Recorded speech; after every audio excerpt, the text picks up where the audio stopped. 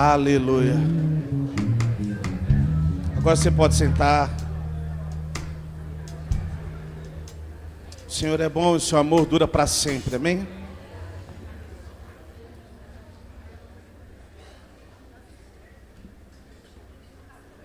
Abra sua Bíblia no livro de Gênesis.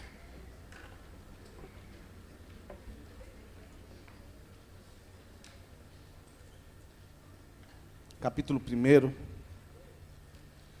Nós já vamos falar os versículos.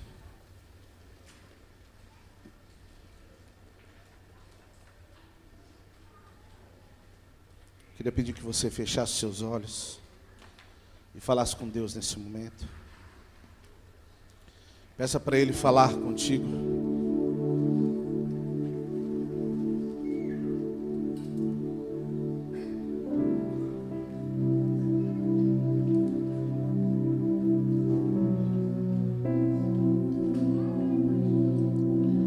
Senhor, nós te agradecemos, ó Pai, por essa noite, por tudo que o Senhor tem feito, ó Pai.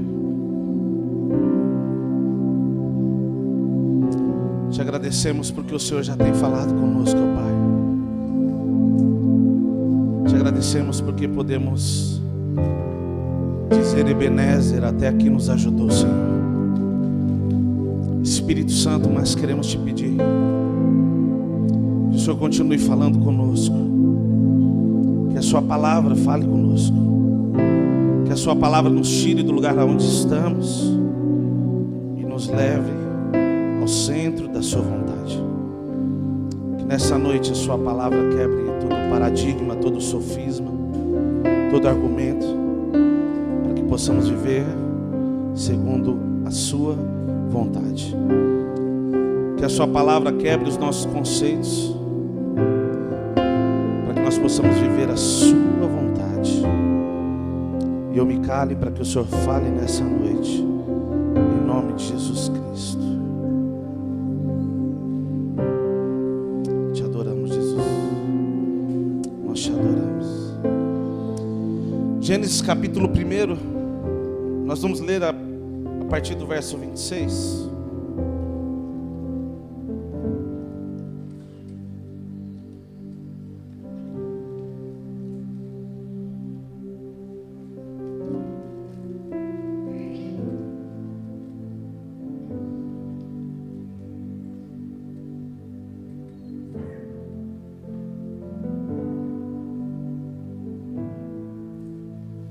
Diz assim: então Deus determinou,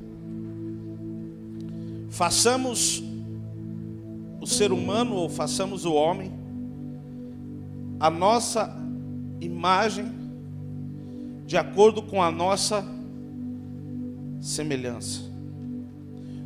Dominem eles sobre os peixes do mar, sobre as aves dos céus, sobre os grandes animais e todas as feras da terra, e sobre todos os pequenos seres viventes que se movem rente ao chão. Deus, portanto, criou os seres humanos à sua imagem, a imagem de Deus o criou, macho e fêmea os criou. Amém? Nós vamos ler esses 2 versículos só por enquanto. E depois nós vamos continuar ainda no livro de Gênesis. Então você pode continuar com a sua Bíblia aberta aí no livro de Gênesis. Mas esse versículo diz acerca da criação do homem, de como o homem foi criado. E quando a Bíblia diz que o homem foi criado, a Bíblia é muito clara em dizer que o homem foi criado a imagem e semelhança de quem? De Deus. O homem foi criado à imagem e semelhança de Deus.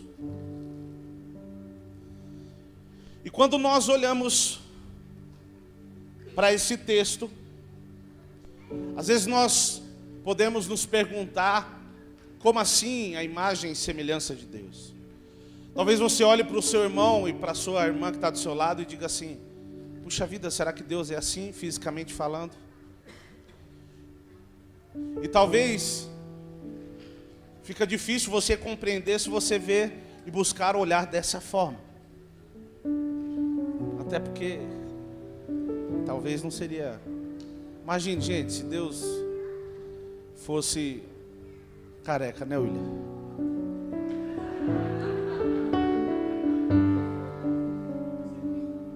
Ou se fosse cabeludo, né, também. Enfim.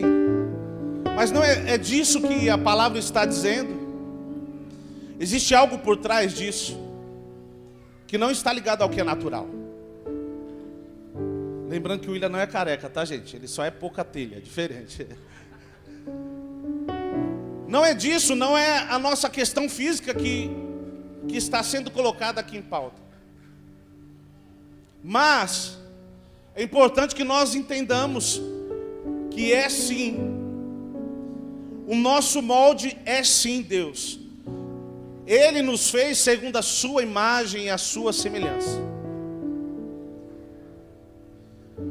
E quando isso ficou claro,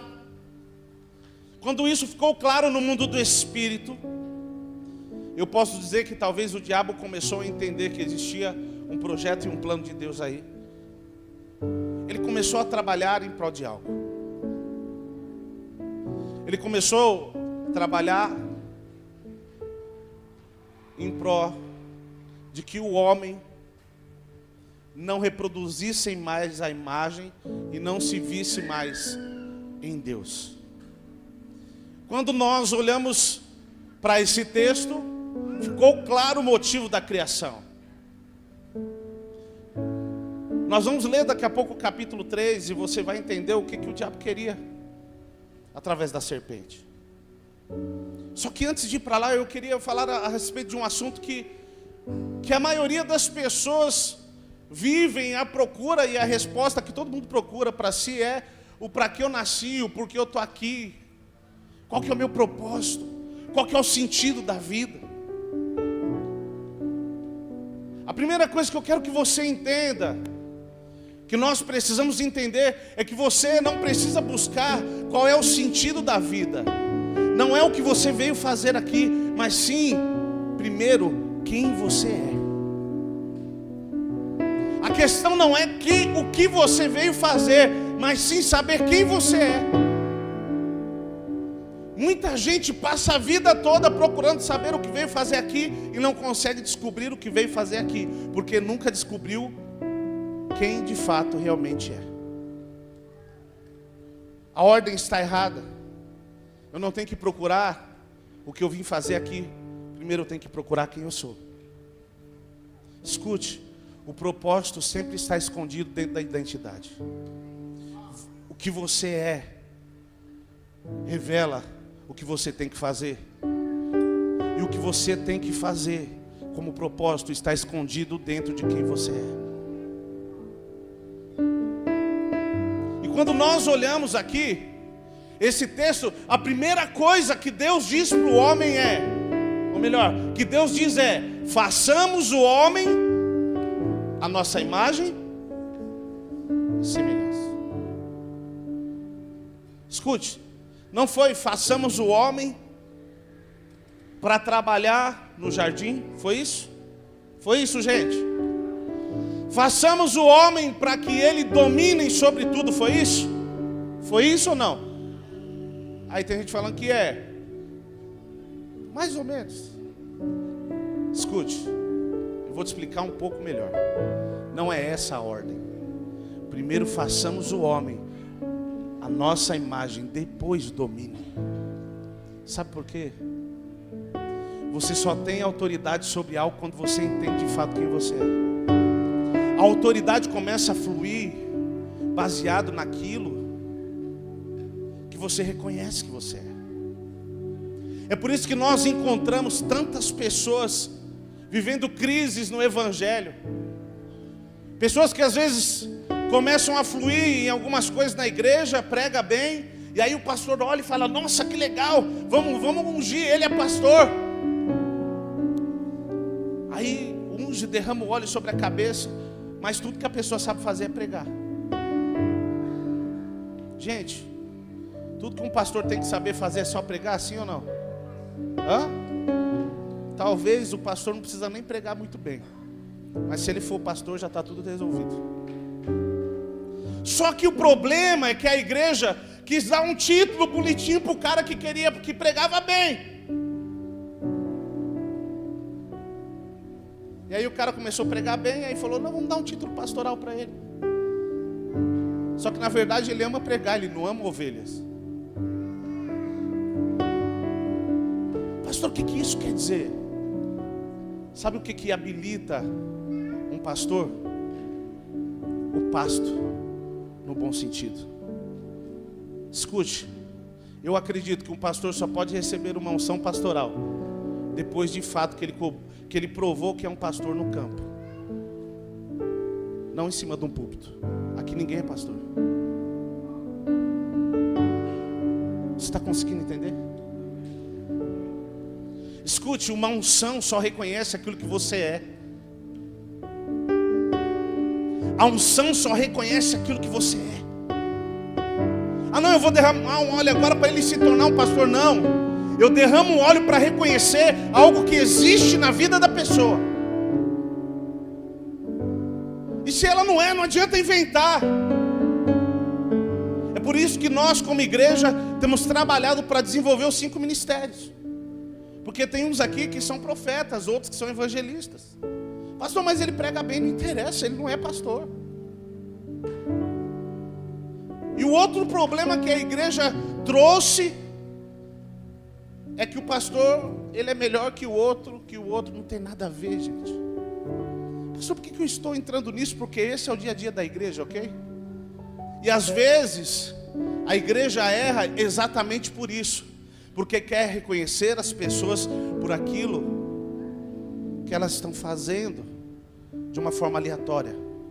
Mas você não reconhece alguém simplesmente pelo que ela faz, mas sim por quem ela é.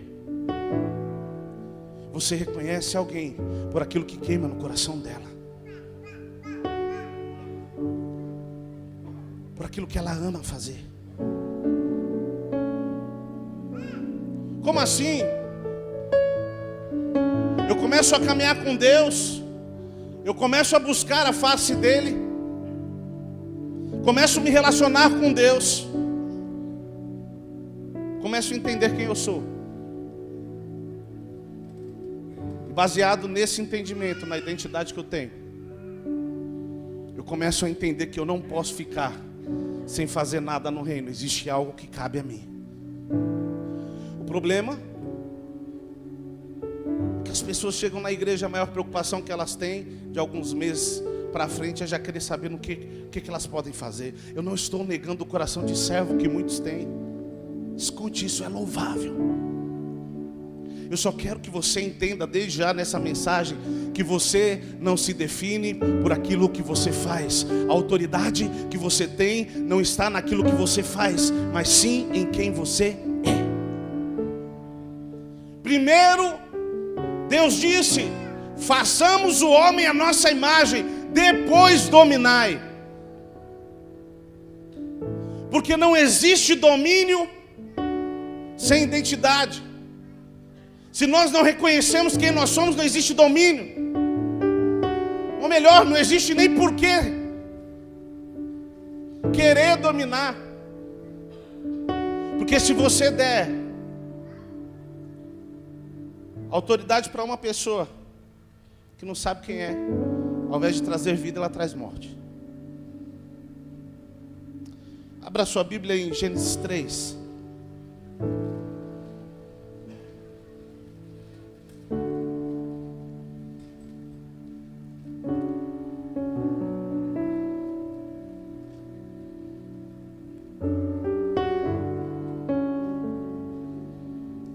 Vamos ler a partir do verso 1. Diz assim: a serpente era o mais astuto de todos os animais dos campos que Yahvé Deus havia feito.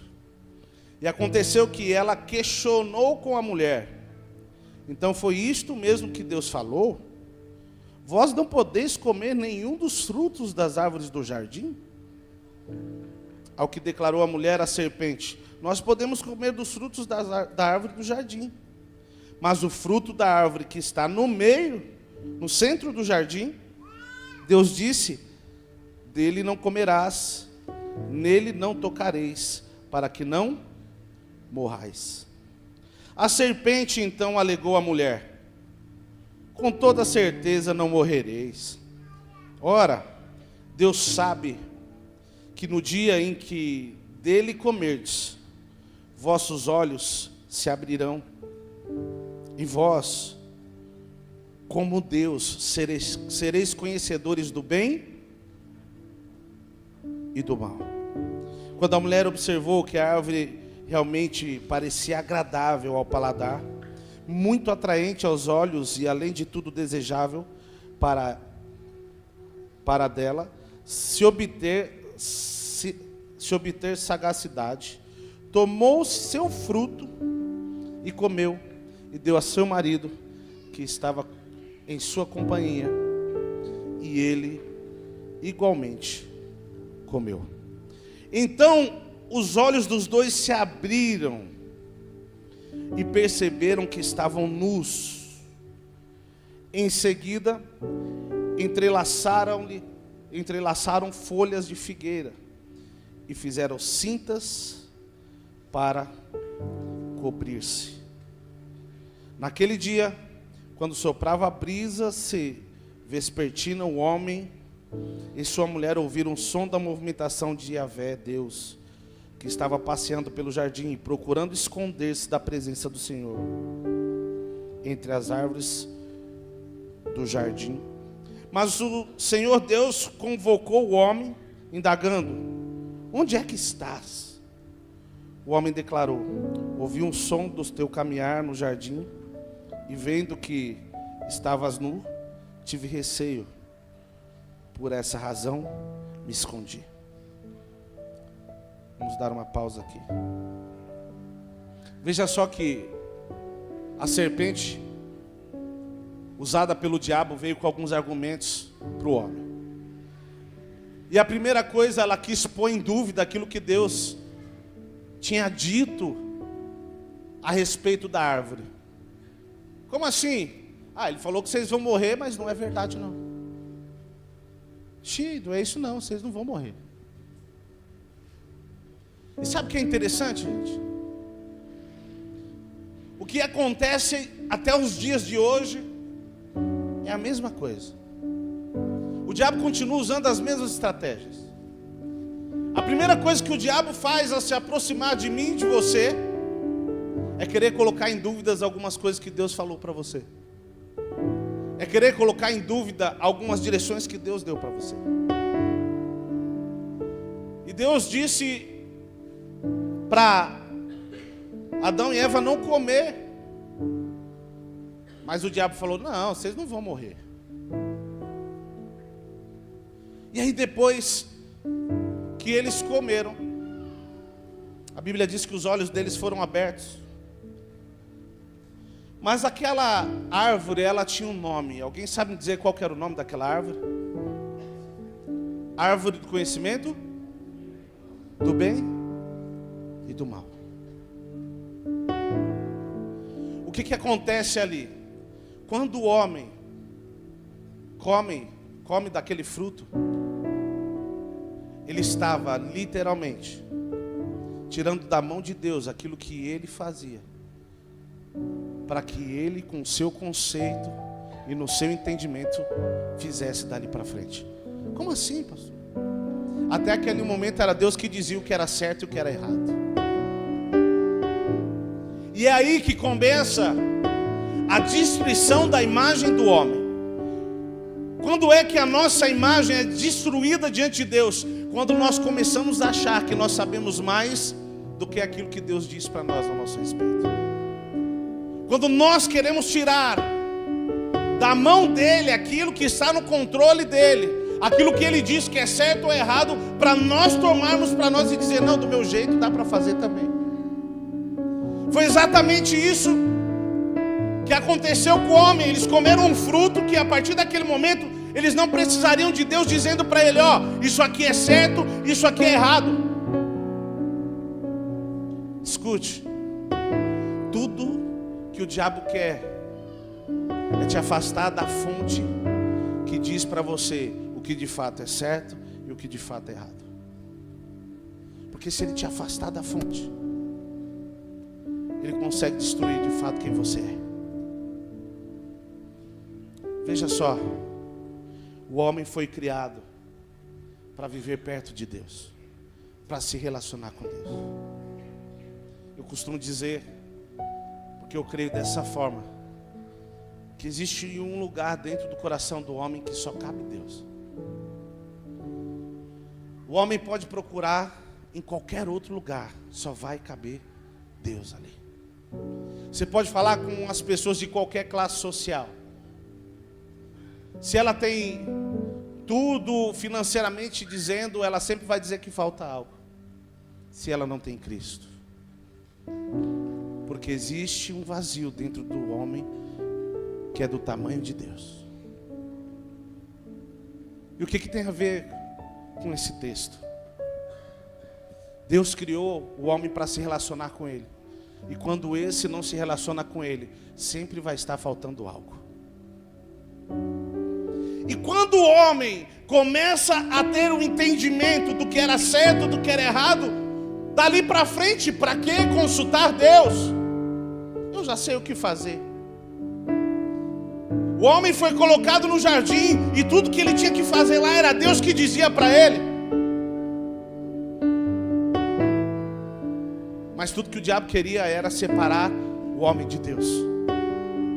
Porque quando você está na fonte, você tem vida, você tem direção, porque na fonte você tem tudo que você precisa. É como o exemplo que nós damos, né? Um peixe dentro do rio, dentro do lago, ele tem tudo que ele precisa para sobreviver, sim ou não? Se você tirar ele de lá, o que acontece? Ele morre. Assim é o homem em Deus. Se você estiver em Cristo, nele tem tudo que você precisa. E o diabo constantemente trabalha para te tirar desse lugar.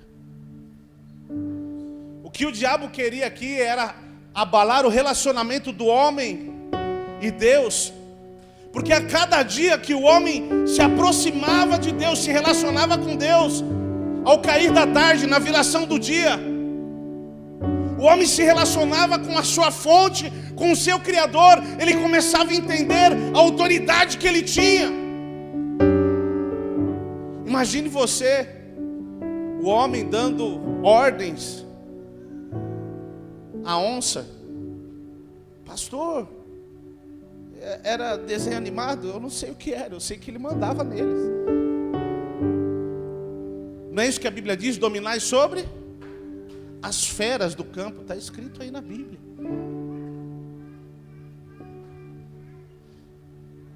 Esse domínio foi liberado sobre o homem, porque todos os dias ele se relacionava com Deus, ele se relacionava com seu pai, ele olhava nos olhos dele e ele entendia: eu estou aqui debaixo de um propósito. Porque quando nós começamos a reconhecer quem nós somos em Deus, fica claro o que nós viemos fazer aqui. A crise que as pessoas têm de identidade impedem elas de verem aonde elas têm que chegar. E às vezes nós ficamos aí, passamos a vida toda correndo para lá e para cá. E o homem perdeu a sua imagem e semelhança quando ele peca no capítulo 3. Vamos abrir a nossa Bíblia em Colossenses, capítulo 1.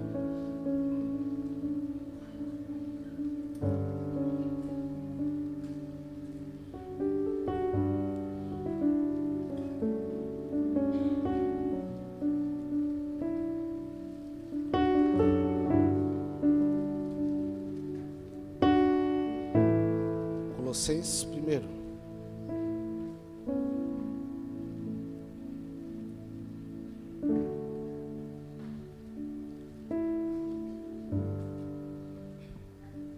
Quem achou, diga amém.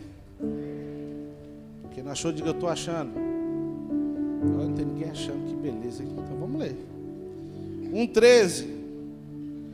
Ele nos resgatou do domínio das trevas e nos transportou para o reino do seu Filho amado, em quem temos a plena redenção por meio do seu sangue, isto é, o perdão de todos os pecados. Ele é a imagem do Deus impossível, do Deus invisível, o primogênito sobre toda a criação. Portanto, nele foram criadas todas as coisas nos céus e na terra, as visíveis e as invisíveis, sejam tronos ou dominações, sejam governos ou poderes, tudo foi criado por ele e para ele.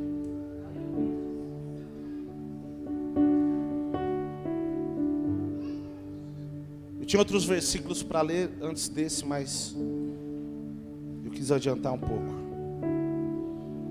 para que nós entendêssemos o que aconteceu. O homem perdeu a imagem e semelhança através do pecado, ok? E desde lá tudo que o homem vem tentando fazer é recobrar aquilo que ele tinha perdido. Sabe o que é interessante? Teologicamente, existem teólogos que dizem que depois que Adão saiu do Éden, ele começou a viver num estado depressivo, porque ele foi morar em cavernas.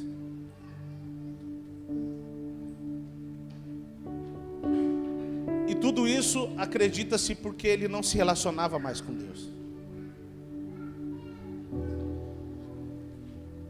E o homem vem de lá para cá buscando um lugar em Deus que ele não encontrava.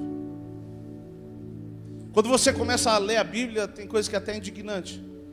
Que a Bíblia diz, se levantou tal rei em nome de Deus, em nome do Senhor, isso e aquilo, e daqui a pouco caiu. E levantou-se tal rei, e levantou-se tal profeta. Tudo que o homem queria, partindo daí, era recobrar ou retomar um lugar que ele tinha perdido. Mas na verdade o que ele tinha perdido era a imagem e semelhança de Deus. Por isso que ele tinha perdido o domínio. Porque quando nós deixamos de entender quem nós somos, consecutivamente, nós perdemos o prazer de fazer aquilo até que fomos chamados para fazer.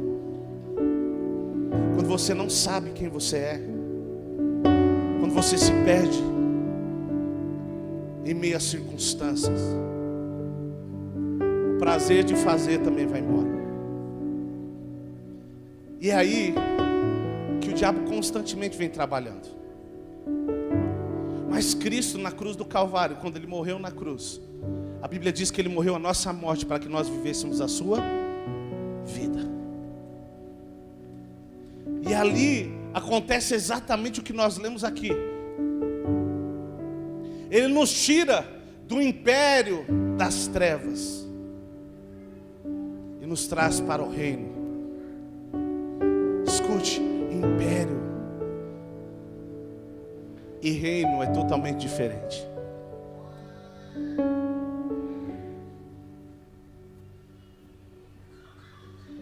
Outro dia a gente fala um pouco mais sobre isso. Só que é importante que você entenda que você estava num estado de escravidão e Cristo te trouxe para um lugar de liberdade.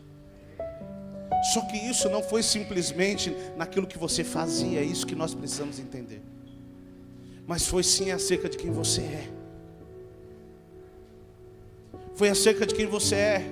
João capítulo 1, verso 12, diz assim: todos quantos receberam, deu-lhes o direito de se tornarem filhos de Deus. Olha para a pessoa do seu lado e diga: você é filho de Deus.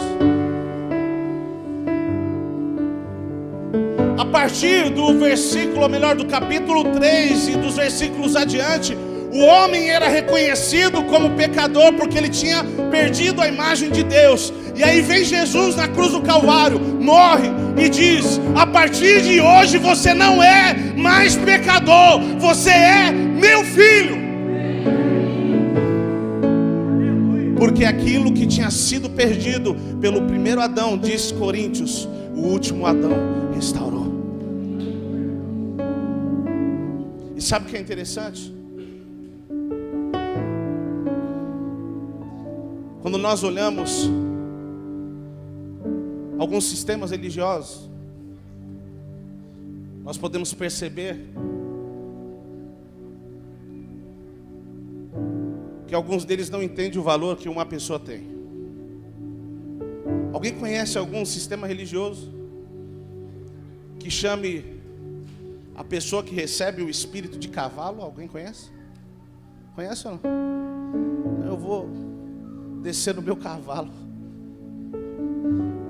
Deixa eu te falar uma coisa. Deus não te chamou para ser cavalo de ninguém. Deus te chamou para ser filho. Pastor, o que isso quer dizer? Porque tudo que o diabo quer é ferir a sua identidade, é ferir quem você é. O que o diabo quer é que você acredite que você não vai chegar a lugar nenhum. O que o diabo quer é que você acredite que você é um inconstante. O que o diabo quer é que você acredite que você é um mentiroso, que você não vai conseguir mudar de vida. Mas essa não é a realidade que Deus tem para você. Mas tudo que Ele quer é fazer com que a sua imagem seja destruída, que você não consiga reconhecer quem de fato você é. E pastor, qual é o problema? O fato das pessoas procurarem algo para fazer, achando que a resposta está em fazer.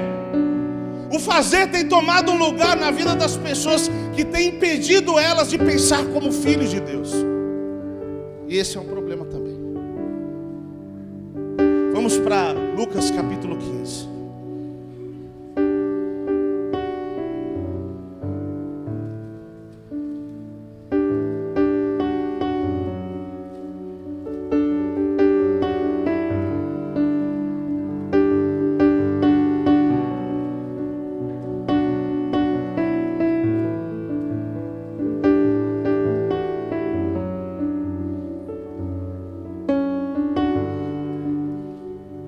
Lucas capítulo 15, verso 11. Todo mundo conhece essa parábola? Levanta a mão para me saber quem conhece. Posso comer um pedacinho dela então?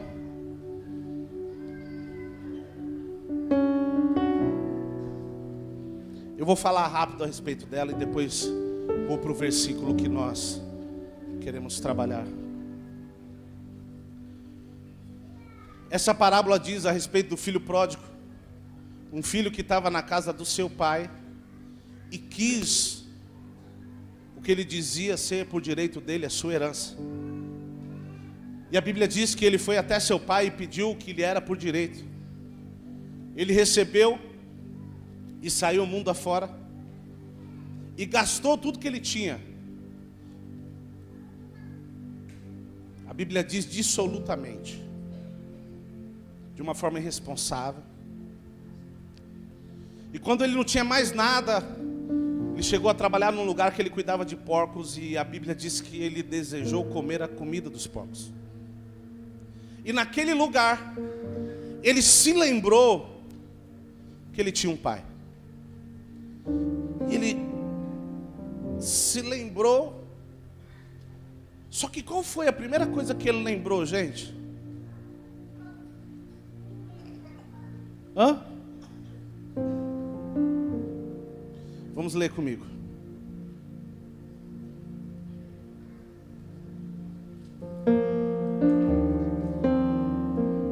Verso 16. Ali chegou a ter vontade de encher o estômago com as vagens de alfarrobeiras com as quais os porcos eram alimentados. No entanto, ninguém lhe dava absolutamente nada. Foi quando, caído em si, falou consigo: quantos dos empregados do meu pai? Qual foi a primeira coisa que ele lembrou? Foi do pai? Hã? A primeira coisa que ele lembrou foi do quê? Dos empregados. Deixa eu te falar uma coisa. Nós já vamos continuar lendo.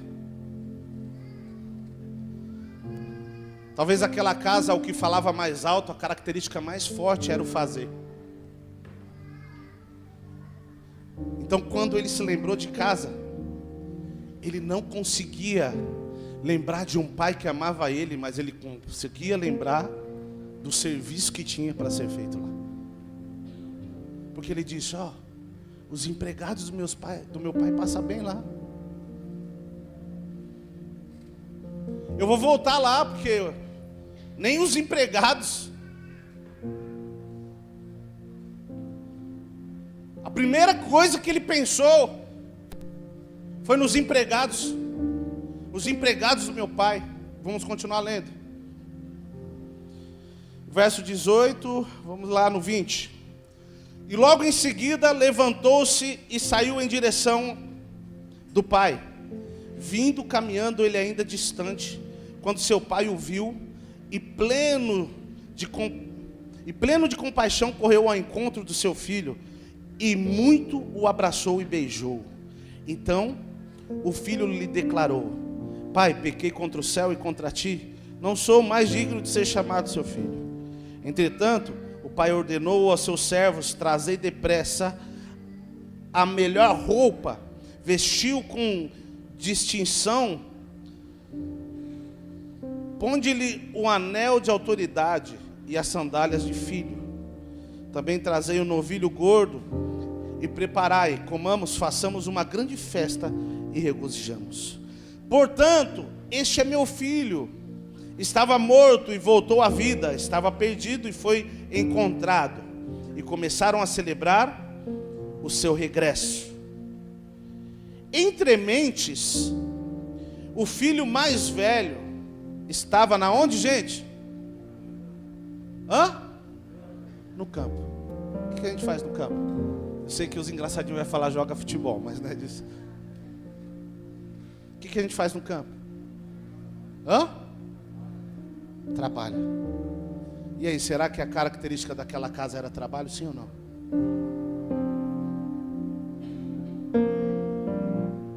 O que falava mais alto era o trabalho que tinha que se fazer naquele lugar, não o amor que o pai tinha por eles. Pastor, o que o senhor está querendo dizer com isso? Nós gastamos nossas vidas procurando saber o que nós temos para fazer, qual é o nosso propósito, e nos esquecemos de quem nós somos. E pelo fato de nós nos esquecermos de quem nós somos, nós esquecemos o que de fato foi nos dado por direito. Sabe por quê? Ele queria um lugar de empregado, não era isso? Mas o que ele era? Mas por que ele queria um lugar de empregado? Porque ele sabia que tinha muito trabalho onde ele estava. Na casa do pai dele tinha muito trabalho para fazer. O irmão dele estava trabalhando. A característica daquele lugar talvez fosse muito trabalho. E quando o irmão vai dizer, ele diz: eu sempre estive aqui, trabalhei com o senhor, e o senhor não me deu um cabrito. Não é isso? Sabe o que ele está querendo dizer? Eu cumpri tudo que tinha para se cumprir, eu fiz tudo que tinha para ser feito, e nunca o senhor fez nada por mim. Aí o pai diz: tudo estava à sua disposição. Mas sabe por quê? Quem tem mentalidade de empregado e de servo jamais vai comer no lugar onde o filho come. Enquanto nós continuarmos procurando o que fazer e não encontrarmos de fato quem nós somos, nós vamos ficar arrumando trabalho e jamais vamos desfrutar do amor do Pai e daquilo que Ele coloca na mesa ao nosso favor. E o pior de tudo, isso nos torna alguém amargurado e ranzinza, porque vive reclamando daquilo que Deus fez na vida dos outros. Não foi isso que aconteceu? Ele era filho, mas ele só conseguia se ver como empregado, como um servo. ele não se achava no direito de dizer assim: ó, hoje vai ter churrasco. Por quê? Servo pode mexer nas coisas do seu senhor? Pode, gente. Mas filho, tudo que é do pai é do filho. Nosso problema é que nós estamos procurando o que fazer, sendo que nós temos que procurar saber quem nós somos nele.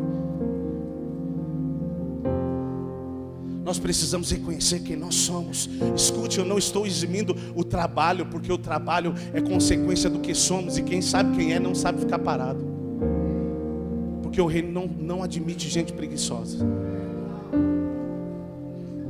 E detalhe, Deus sempre vai chamar um ocupado.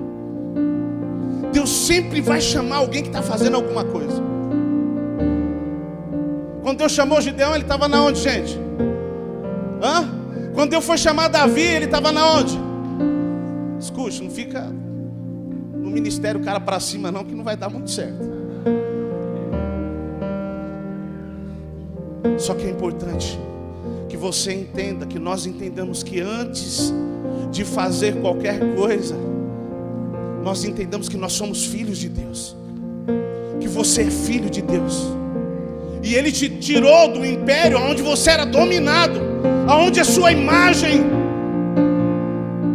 não estava voltada para Deus, ou melhor, não trazia o reflexo de Deus. Ele te tirou do império das trevas e trouxe para o filho do seu amor. Quando ele diz o filho do seu amor, é que a maior característica de Deus é o amor. E é por isso que eu creio que nós temos que nos mover em tudo que nós formos fazer debaixo do amor. Sabe, tem gente que diz assim: qual que é o preço que você paga para ser pastor? Escute, eu não pago preço nenhum, porque o meu pai já pagou o preço. Ele enviou o seu filho na cruz do Calvário. Pastor, como assim? Então quer dizer que você não ora, você não faz jejum? Aí que tá. Tudo que eu faço agora não é mais para pagar preço. Tudo que eu faço agora é uma prova de amor, reconhecendo aquilo que Ele fez. Agora a motivação mudou.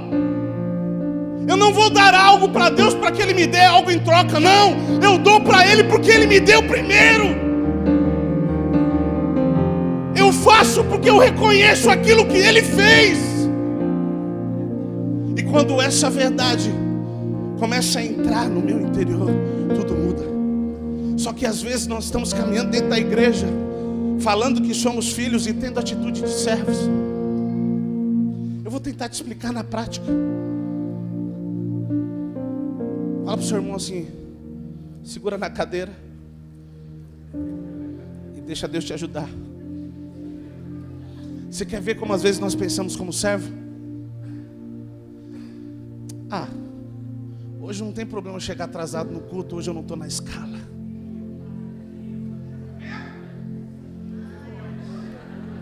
Eu sei que isso não acontece aqui, gente, mas eu já tive em igreja lá pro interior, William. Era assim às vezes, cara, era assim. Não, pro interior de lá, não pro lado de cá.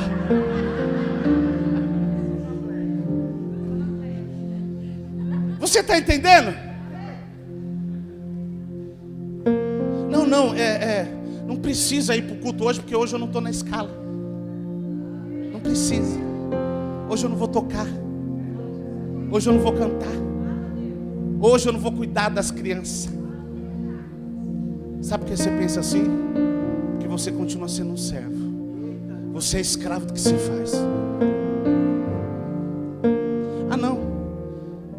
Hoje eu não estou na escola, tem esse copo descartável no chão, não vou pegar não estou na escala hoje.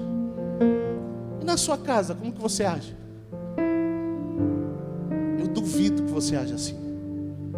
Pastor, o que isso quer dizer? O senhor está me apontando? Não, eu só estou falando que a nossa mentalidade em relação ao evangelho está errada. Nós falamos que aqui é a casa de Deus, e às vezes não nos comportamos como irmão com a pessoa que está do nosso lado. Sabe por que você não consegue considerar a pessoa do seu irmão do seu lado como irmão? Porque dois servos não se bicam, meu irmão. Só irmão que se abraça.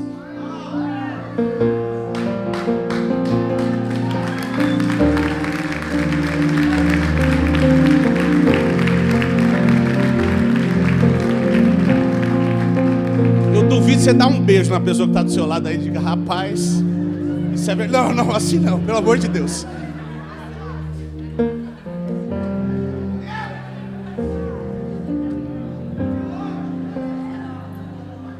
Se nós somos filhos, se Cristo morreu na cruz do Calvário por todos nós, e nós somos filhos, quem está do seu lado é seu irmão. Existem coisas que precisam deixar de ser um discurso vazio e precisa se tornar verdade, porque na verdade existe vida, existe autoridade e Deus flui na verdade.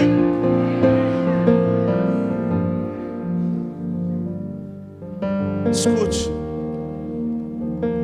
talvez tudo que você ouviu até hoje é um evangelho fundamentado no fazer, mas ele não morreu na cruz do Calvário para que você fosse um servo, mas sim para que você fosse um filho. O fazer tem que ser consequência daquilo que você é, de que você de fato reconheceu quem você é. Aí você amou tanto quem você viu que foi Cristo, você amou tanto a obra da cruz do Calvário que você disse: eu não posso ficar parado, eu vou cumprir o ID, porque Ele me pediu para cumprir o ID. Eu vou amar a Ele acima de todas as coisas. Pastor, é fácil? Não. Tem dificuldade? Tem também. Não é porque Cristo pagou o preço que nós não temos dificuldade, temos. Só que, como eu já disse em outras mensagens, quando você começa a entender quem de fato você é, não existe peso, não existe preço a ser pago. Essa linguagem é ridícula. Você não se relaciona com Deus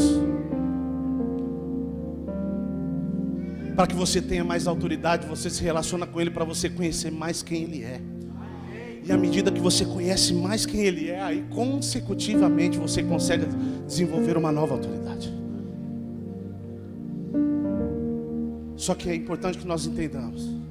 Tem pessoas aqui que vêm de Pinheiros. A Josa vem de Pinheiros, né, Josa? É verdade, né, Josa? Dessa vez é, né? Obrigado. Tem gente que vem de Cotia. O Renan, o Rafael vem de Taboão da Serra. Tem gente que atravessa trânsito, um monte de coisa para estar aqui. Aí você diz assim: pastor, como assim? Nossa, o preço que essa pessoa paga é alto, né? Escute, tudo depende da forma que você vê o evangelho.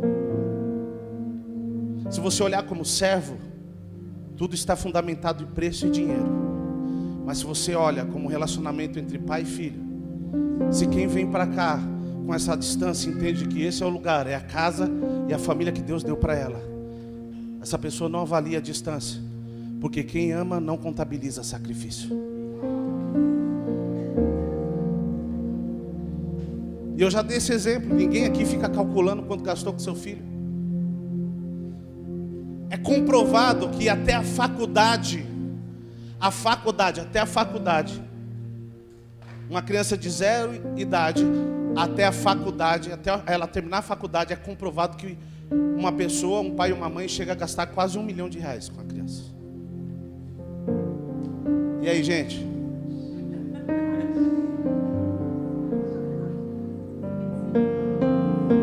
Mas aí, o senhor venderia seu filho para mim? Por quê? Ele tem preço? Sabe por quê? O que tem valor não tem preço. E no reino nós nos movemos por valor, não pelo preço. Quem põe preço é servo. Quem caminha por valor é o filho que entendeu de fato o valor que tem. Escute, o que Deus te chamou para fazer vai ficar claro quando você entender quem você é. Quando você entender a sua identidade, você vai ter a autoridade necessária para fazer o que Ele te chamou para fazer. Pastor, então agora ninguém faz nada? Muito pelo contrário. Se você entender essa mensagem, você vai começar a buscar mais a Deus e falar: Deus, se está faltando autoridade, é porque está faltando identidade. mas eu quero entender quem eu sou para fazer aquilo que o Senhor me chamou para fazer. Todos os dias que você conseguir olhar nos olhos dele, você vai se encontrar nele, porque você é reflexo dele, e essa imagem foi restaurada através de Cristo. E além disso, ele disse: você é meu filho. Imagina se Deus vai te chamar de cavalo, velho. Não vai. Imagina se Deus vai te chamar de viciado, de mentiroso, de prostituta. Não vai. Ele diz: você é meu filho. É por isso que ele não olha pelo que você fez, mas sim por quem você é. Pastor, o que eu fiz é simples. Se arrependa, reconheça a cruz do Calvário, porque a sua identidade fala mais alto do que o que você faz. Porque a sua identidade não tem como negar. A sua origem não tem como negar. Se eu quiser saber de quem você é, pai e mãe, é só fazer um DNA.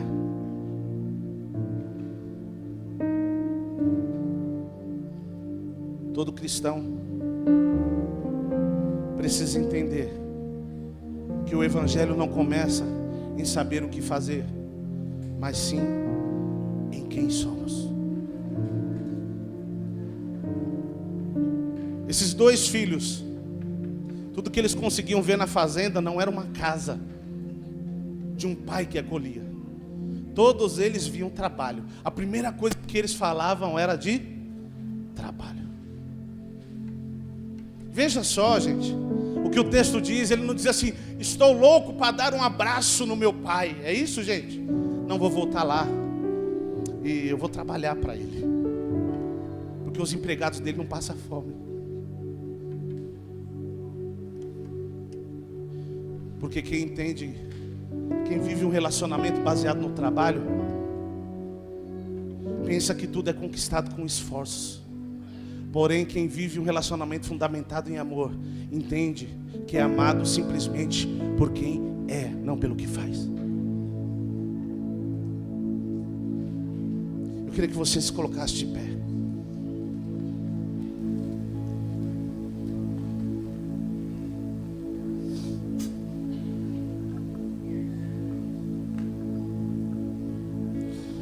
Feche seus olhos, curva a sua cabeça.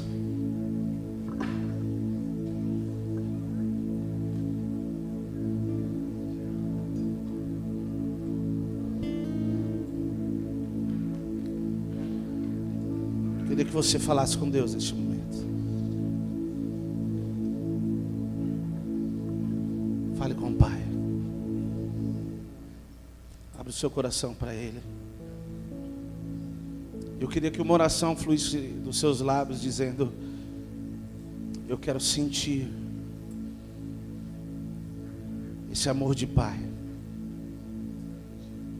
Eu quero sim te servir, mas com entendimento de filho.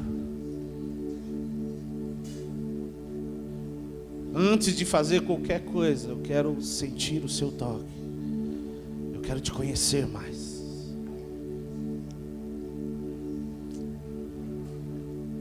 O problema é que a igreja por muito tempo começou a falar de um Deus que nem ela mesma conhecia. Os filhos começaram a falar do Deus dos seus pais. Os pais começaram a falar do Deus dos seus pais, que da outra geração eram avós. São avós. Mas na verdade esses não conseguiram se encontrar com Ele. Por isso nessa noite eu queria que você buscasse a Ele. Fique como você quiser. Se você quiser se ajoelhar, se prostrar, fique à vontade. Mas diga: Jesus, eu quero me encontrar com meu Pai nessa noite. Escute, o céu é a origem, não é destino. Você veio de lá, você vai até voltar para lá. Escute, o Pai você vai reconhecer lá se você se relacionar com Ele aqui. A hora que Ele falar, você vai saber que é Ele. O cheiro dele você vai reconhecer de longe. Queira sentir o perfume dele aqui. Deseje conhecer Ele aqui. Vamos, é isso que nós precisamos. Nos encontrar com Ele.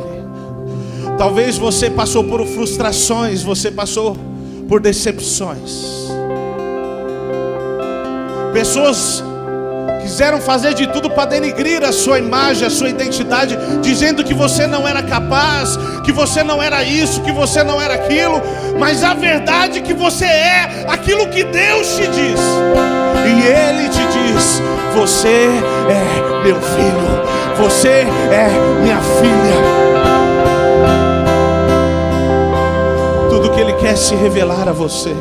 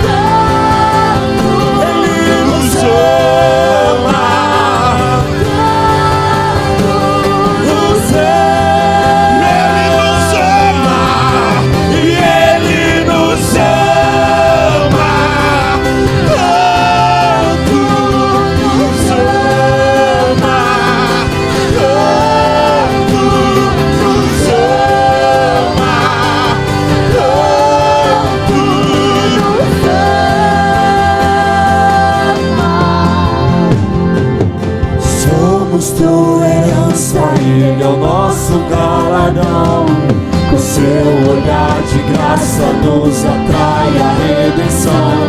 Se a graça é um oceano, estamos afogando.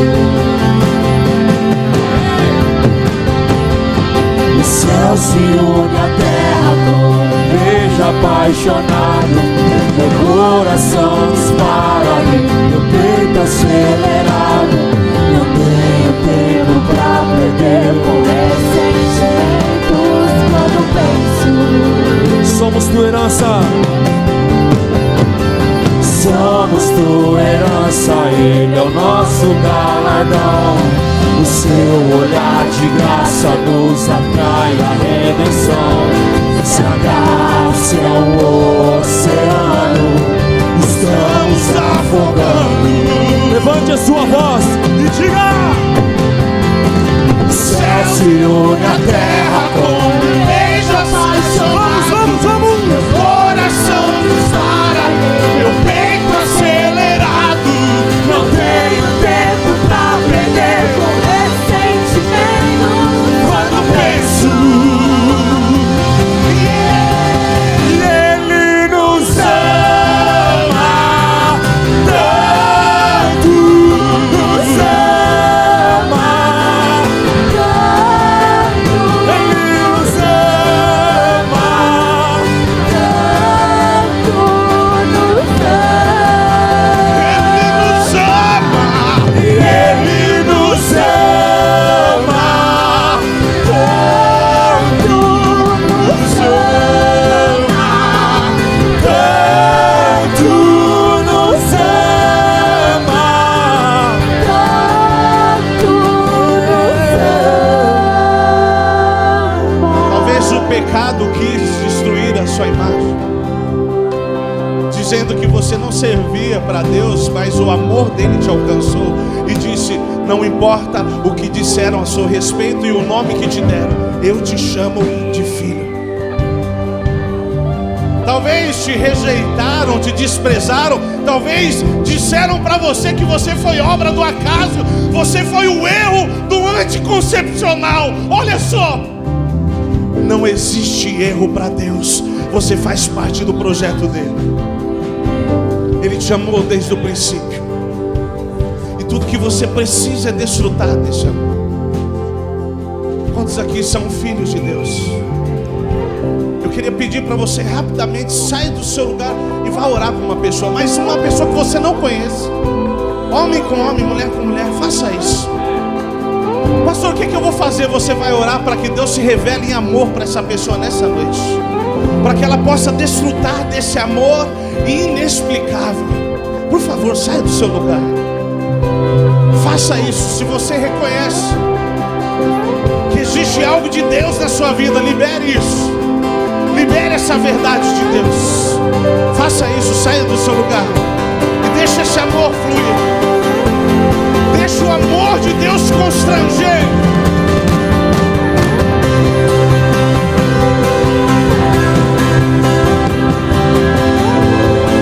Tu és amado, tu és amado.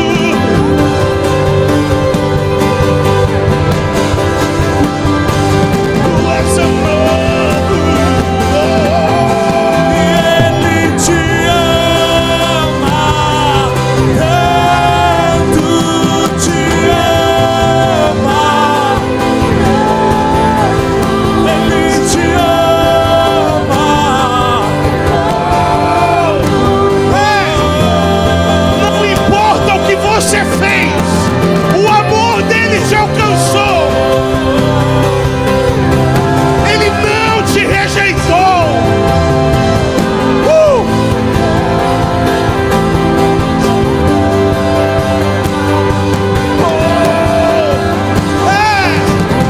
O que eu preciso fazer? Nada. Só receba esse amor. Yalamassou de caramanae, ramamamassu de colabamassou, ramamamassu de calamanae. E a vida de Deus vai fluindo quando essa verdade é entendida no seu interior. Os seus olhos começam a ser abertos. A sua visão começa a ser aberta. A sua mentalidade começa a mudar. O seu coração começa a queimar de paixão e de amor por Ele. Porque você começa a entender que Ele te amou primeiro.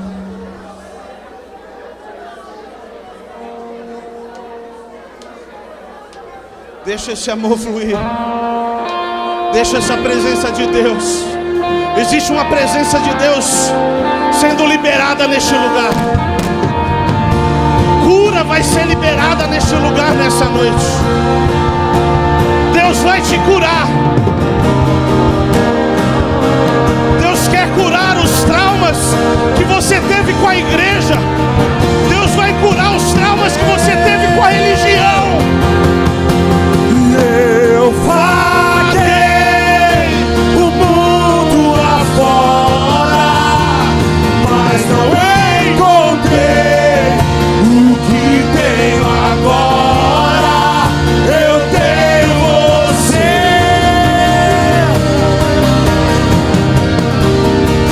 só tenho você. Eu vaguei, eu vaguei,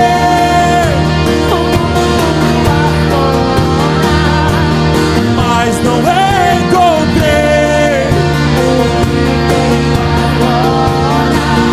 Eu tenho você,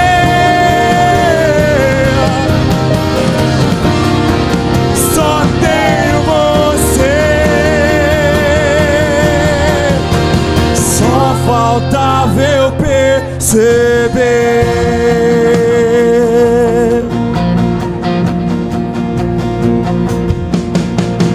Vou falar o que todos já conseguiam ver, mas eu demorei pra perceber. Eu estava longe, você estava perto. Eu te rejeitei, em troca recebi afeto. Me senti sozinho, me tornou seu filho, fez de mim tua morada. E eu disse: não me abandonou, diga! Não me abandonou todas as vezes caí. Bastou eu falar pra você me ouvir e ficar feliz.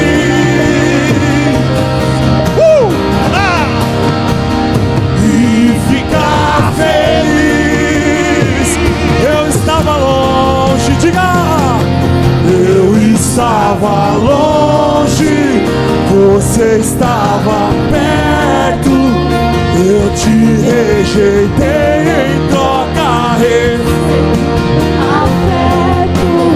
me senti sozinho, me tornou seu filho, fez de mim sua morada. E eu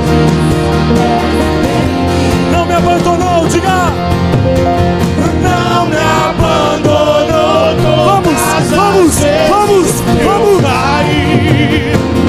Bastou eu falar pra você me ouvir e ficar feliz. Ele é o seu pai, ele é o seu pai. E ficar feliz. Levante as suas mãos e diga: não me abandonou. E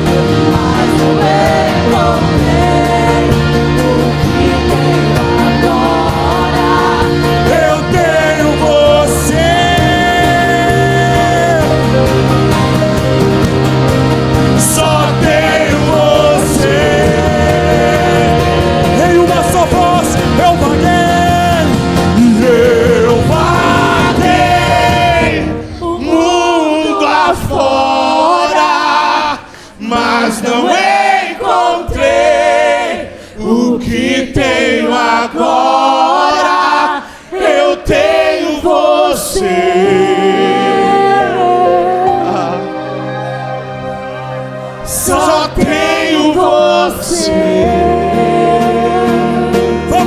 Vamos, eu vaguei. Eu vaguei o mundo afora, mas não encontrei o que tenho agora.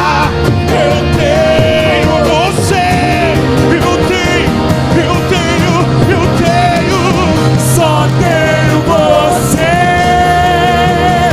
E eu vaguei. eu vaguei o mundo afora, mas não encontrei o que tenho agora. Eu tenho você. Só tenho você. Só faltava eu perceber. Quantos percebem a presença do Pai neste lugar? Então levanta as suas mãos aos céus e libera essa vida. Adore e reconheça a autoridade dEle. Reconheça o amor dEle neste lugar.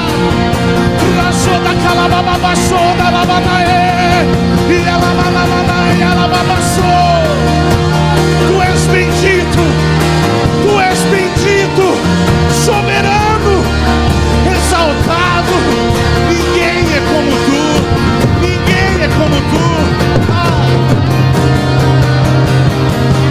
Jesus. Mais uma vez, enche o seu pulmão e diga: eu vaguei. Eu vaguei o mundo afora, mas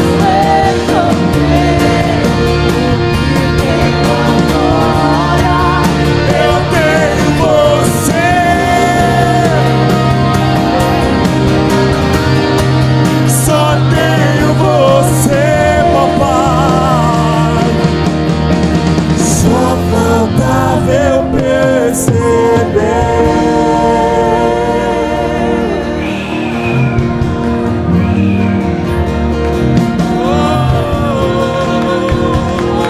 Aleluia!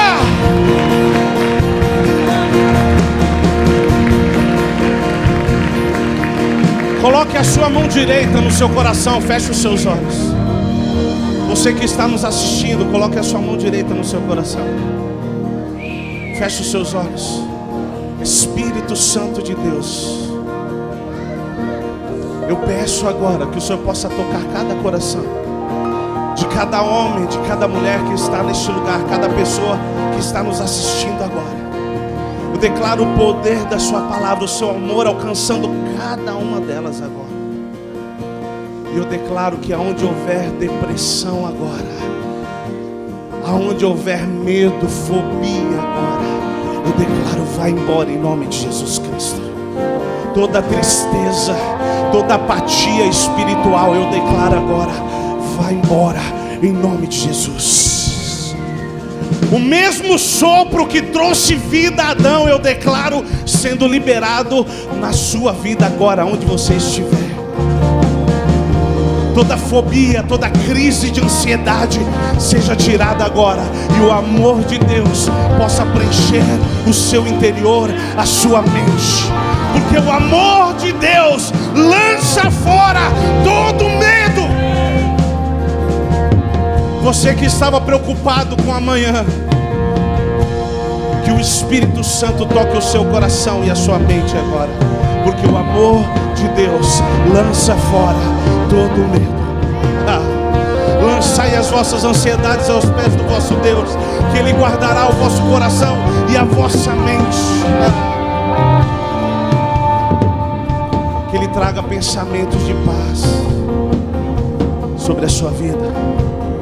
Se você crê nisso, aplauda ao Senhor, porque Ele é